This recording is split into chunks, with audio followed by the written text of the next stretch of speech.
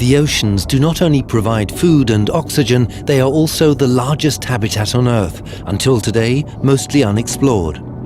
But we also know images like these: turtles caught in parts of fishing nets, coasts polluted by oil, and dying coral reefs. Are the oceans unprotected from human activities? Is it possible to protect the oceans, and how can this be achieved? The framework is the United Nations Convention on the Law of the Sea from 1982. It obliges states to protect and preserve the marine environment. This is the general obligation on the protection and preservation of the marine environment. In no other area does the constitution-like character of UNCLOS feature more decisively than in its Part 12, which deals with the protection and preservation of the marine environment. Until well into the 1950s and 60s, freedom of navigation meant that pollution of the seas could be tolerated or even ignored. Part 12 decisively changed this.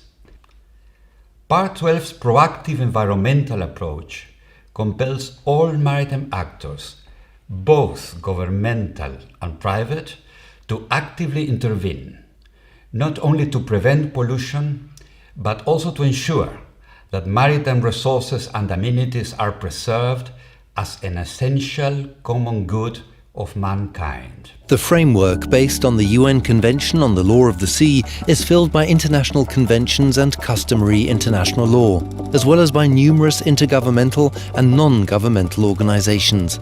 In addition to the United Nations Environment Programme UNEP as the leading global environmental authority, the International Maritime Organization IMO is mandated to prevent and control pollution caused by ships.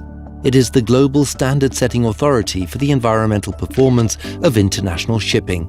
The IMO is also the secretariat for several international conventions, among others for the International Convention for the Prevention of Pollution from Ships, MARPOL. Regional seas programs are of special importance for marine protection. Today, more than 143 states have joined 18 regional seas conventions and action plans.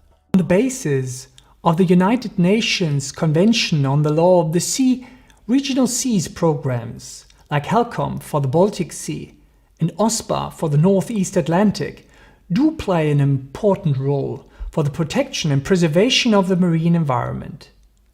With their measures, like the establishment of marine protected areas, they guarantee the protection and preservation of rare or fragile ecosystems, as well as the habitat of depleted, threatened or endangered species and other forms of marine life. International and regional cooperations are the very basis for the protection and preservation of the marine environment.